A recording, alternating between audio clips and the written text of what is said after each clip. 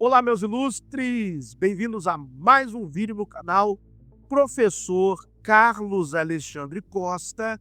Você está vendo o selo VOB lá em cima, porque o canal Professor Carlos Alexandre Costa é um canal do universo VOB, beleza?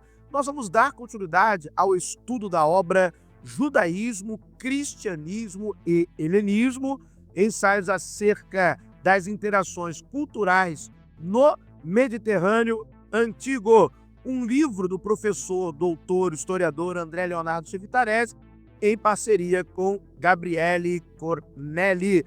Nós vamos retomar a nossa leitura do exato ponto onde paramos anteriormente. Então, recomendo que adquira o livro, é uma excelente obra, realmente. Está de parabéns o professor André Chevitarese por este livro. Então vamos lá, sem demoras, vamos continuar o nosso estudo, vamos aqui continuar a nossa leitura. Já sabe como funciona, eu vou lendo e explicando, vocês vão aí acompanhando. Podem também deixar perguntas nos comentários, tá bom? Que a gente vai respondendo posteriormente quando lemos. Retornando agora à oração de Daniel, capítulo 9, verso 1 ao 19, ela pode ser entendida no interior do contexto das críticas às ideias helenizantes que estavam perpassando toda a sociedade judaica, particularmente, mas não exclusivamente a de Jerusalém. Esta oração, como já foi observado, preste atenção nisso, preste bastante atenção nisso, insere-se no início das lutas, ou provavelmente no período que antecede a revolta macabeia.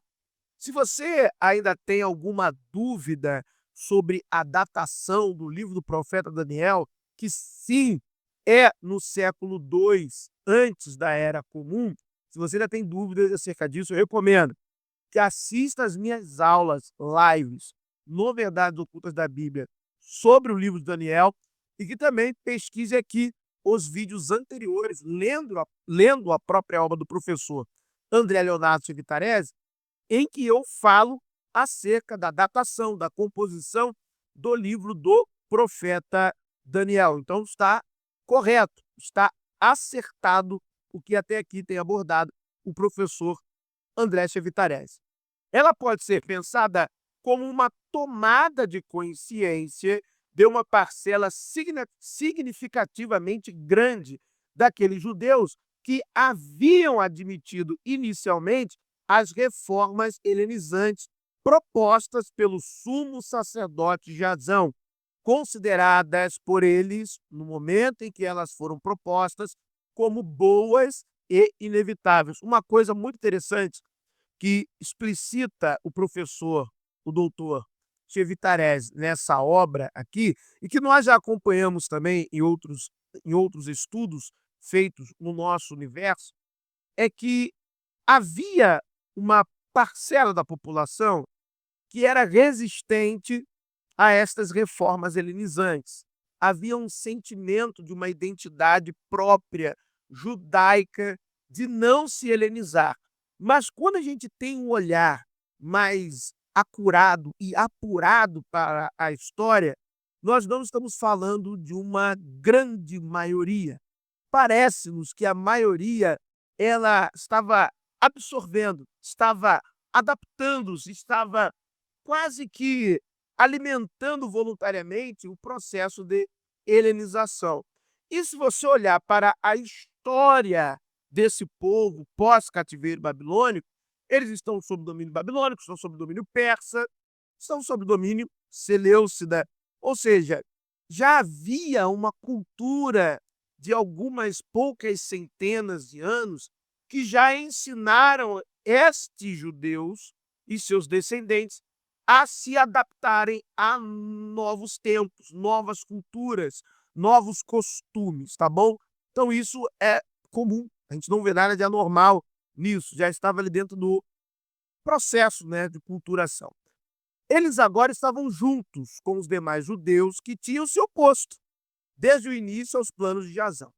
Esse parece ter sido o caso do autor desta oração, que está sendo agora analisada, lutando contra a profanação do templo, as proibições dos holocaustos, dos sacrifícios, das festas, das práticas religiosas, dos sabatos, da devastação de Jerusalém. Esta oração busca aglutinar forças contra o inimigo comum, qual seja Antíoco IV Epifânios, no particular, ou o Império Seleucida, no geral. Então, é um movimento de resistência.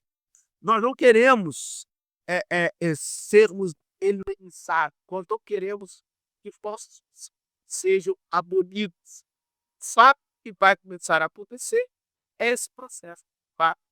Um ou outro do judaísmo permanece, outro é totalmente simplificado, totalmente varrido pelo processo de helenização. Isso é interessante para perceber ao longo desse. Em termos conclusivos, o emprego repetidamente da primeira pessoa do plural ao longo da oração, associando o nós aos pecadores, iníquos, ímpios, infiéis, transgressores da lei, chama para uma proposta de reconciliação entre as partes da sociedade judaica. Elas precisam estar coesas, unidas em torno do objetivo comum, qual seja libertar Israel da opressão religiosa. Nesse caso, o autor da oração estaria enfatizando uma visão histórica mais particularista do que universalista. Muito bom isso. Outra coisa que é interessante nós perceber é que essa unidade religiosa, ela também é política. É um sentimento, é um movimento nacionalista, por assim dizer, entre aspas, né, para eu não cometer nenhum tipo de anacronismo. Mas é um sentimento, entre aspas, nacionalista, de uma unidade do povo judeu.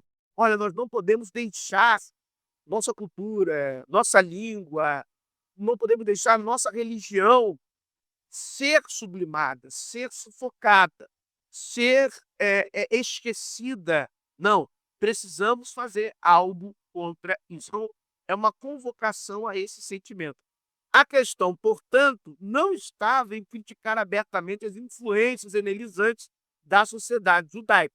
Como foi salientado, este processo era inevitável, já que este procedimento não aglutinaria o todo, mas, ao contrário, dividiria, porque, claro, existiriam aqueles que seriam partidários a, entre aspas, a modernização, aos novos tempos, a uma nova língua, uma nova cultura, mais comércio, outros costumes, um processo mais de assimilação, que eu já falei anteriormente.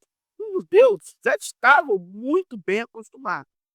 Daí o fato que a presente oração, muito embora transpire todo o contexto histórico tenso, busque chamar Israel sob o argumento religioso e não histórico. Então você lembra, o argumento religioso, o que ele vai legitimar?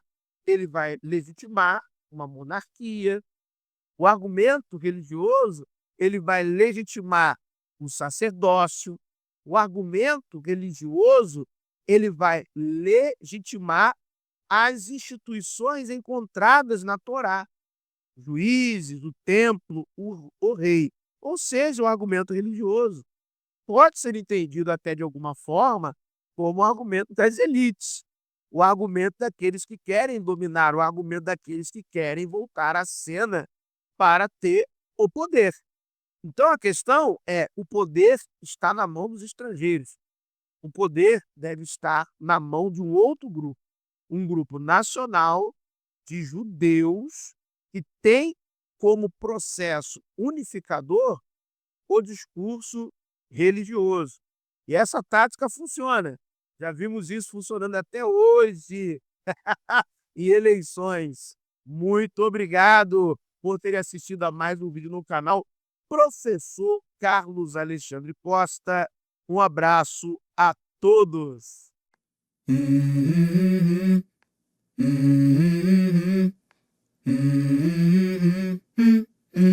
Let's go. I wake up to a little bit of drool on my pillow, feel like it's gonna be a bad day. Yeah, I'm tired of shit, and the coffee ain't hit yet, damn, ain't that great. I don't wanna go to